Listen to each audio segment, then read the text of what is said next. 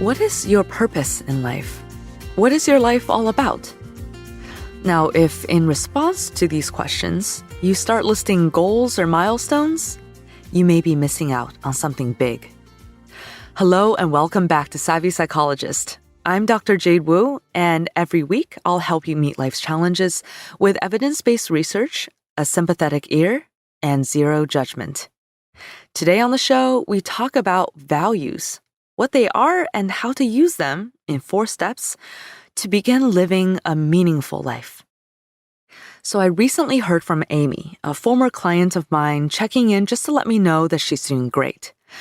I remember Amy well. She's an intelligent, hardworking, social, all-around go-getter. When she came to therapy, actually her life looked pretty perfect on paper. But she always felt dissatisfied, like the pieces of her life just didn't quite add up to a whole that made her happy. She felt restless at her high-paying job, she couldn't stay in love with her serially monogamous partners, and she felt disconnected from her family, even though she was frequently in touch with them. I remember asking Amy, "What are your values? What is your life all about?" She started listing goals. She wanted a master's degree. She wanted to move her career into sustainable technology. She wanted to be married within a couple of years. She planned to have 2 kids. She wanted to lose 5 more pounds. At some point, I had to gently interrupt her. "Amy, these are goals, items on a checklist. My question was about your overarching values, your life's meaning." She was baffled. "What's the difference?" So amongst my clients, whether they came to me for help with managing anxiety, for healing after loss, or even just sleeping better, this difference between values and goals almost always comes up as an important turning point. For Amy, it was life-changing.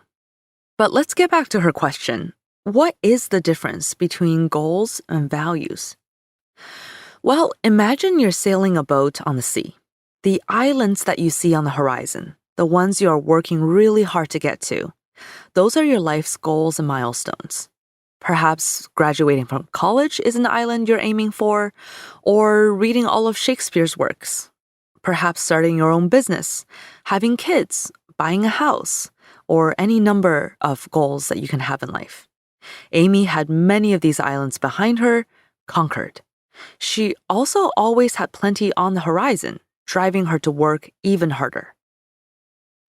Each time she planted her flag on an island, it was temporarily satisfying. That promotion at work was so exciting. But once she had basked in that initial sense of accomplishment, she would look up and realize she was still lost, still unsure where to find that lasting happiness. She always thought that the solution was to start going towards the next island, because if only she could get there, she'd finally be satisfied, right?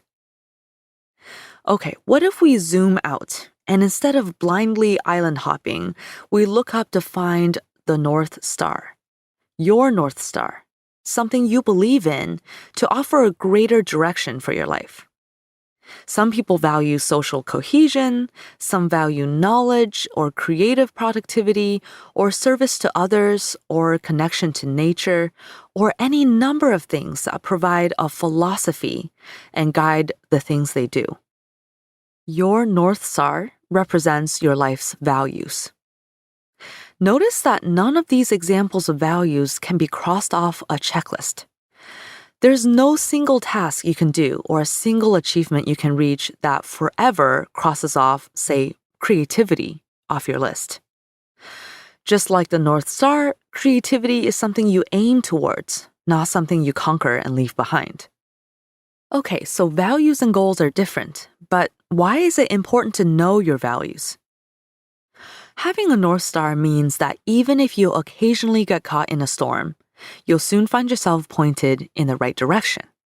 Having values means that disappointments, regrets, conflicts, losses, surprises, all of these things in your life don't take away your life's greater meaning and purpose.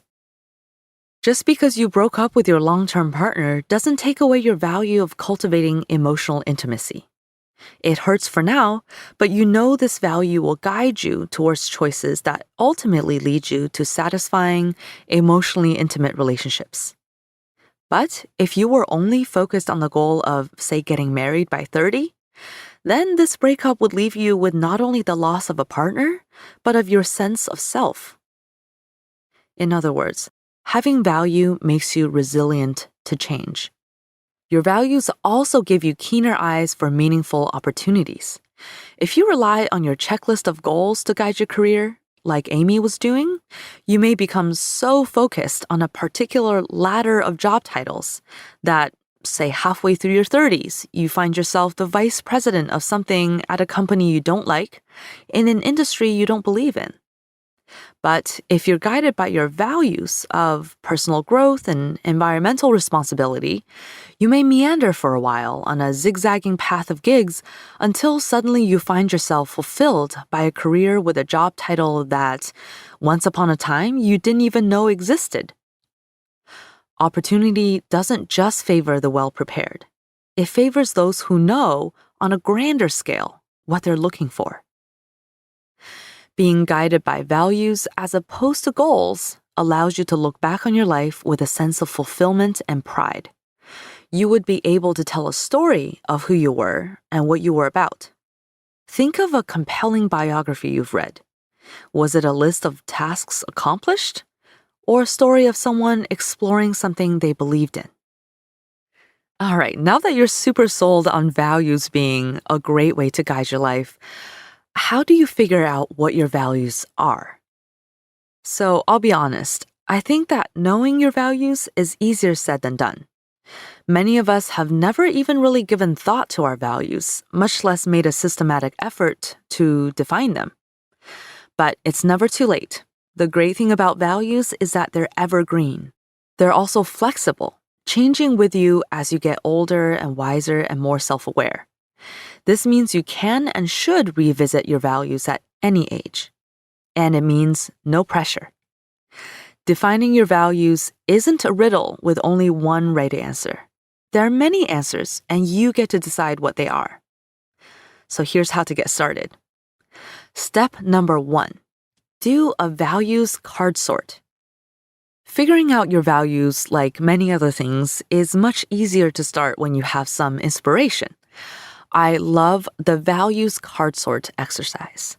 It's basically a deck of 100 printable cards that you can Google, each with a value on it such as simplicity, pleasure, nurturance, integrity, freedom, fitness, wealth, contribution, patriotism, and many others that I never would have thought of as a value if I hadn't played with this exercise.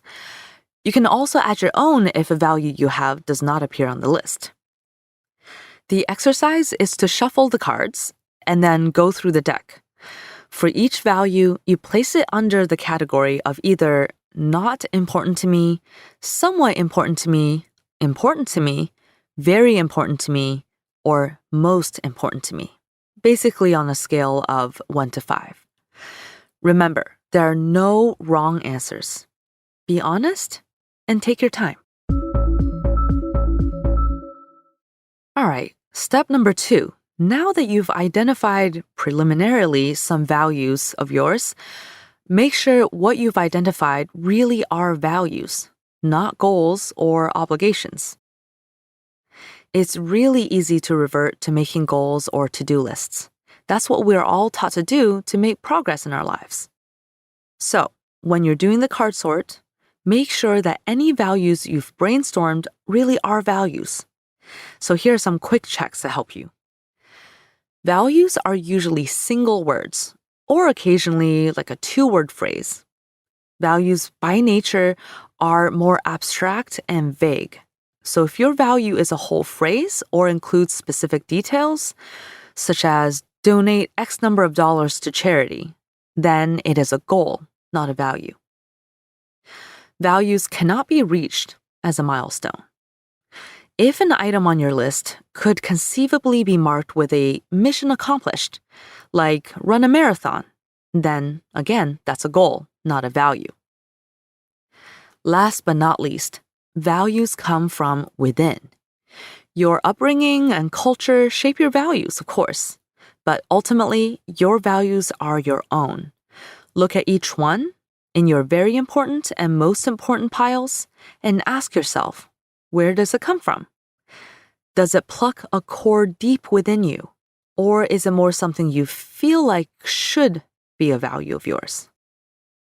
All right, now that you've whittled things down to the true values, it's time for step number 3, the moment of truth, which is to rate each value's importance versus your current alignment with it.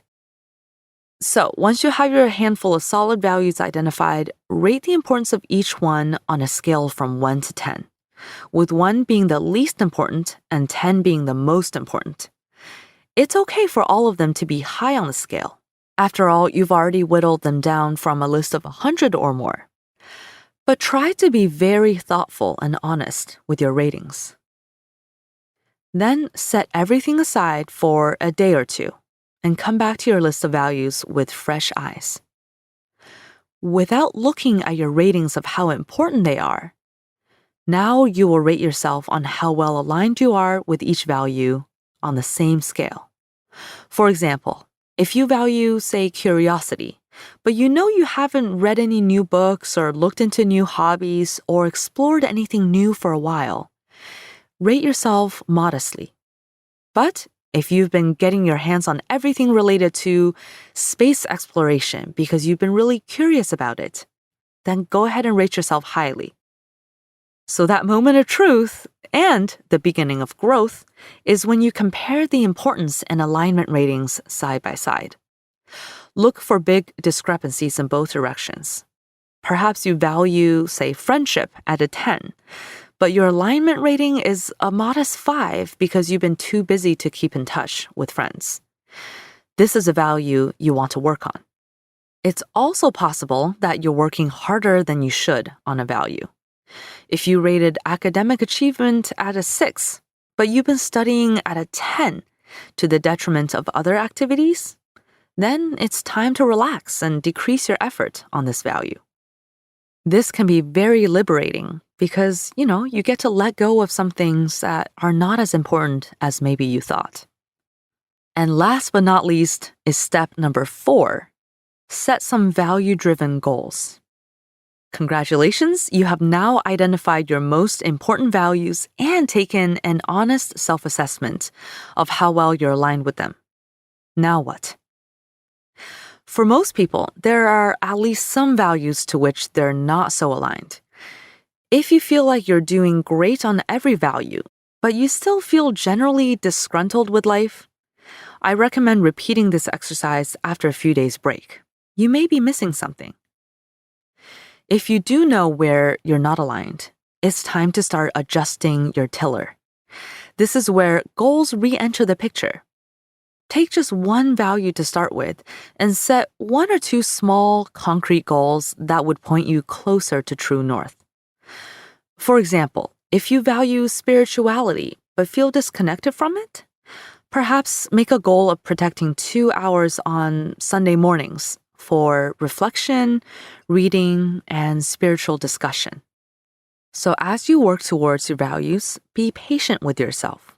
You don't have to turn your boat around to true north immediately. After all, the ocean is wide and you have a whole lifetime to explore and pursue your values. Allow your values to change over time too. Some values come to the forefront in different seasons of your life, and some take a back seat. That's okay. So defining her values is something my client Amy is still working on. She made major progress after doing the values card sort. She realized that she had not been feeding the relationship values she held dearly, and that she'd been sacrificing the value of aesthetic pleasure for the sake of accruing achievements. Now, she's feeling much more connected with herself now that she's using her values as a basis for gauging success.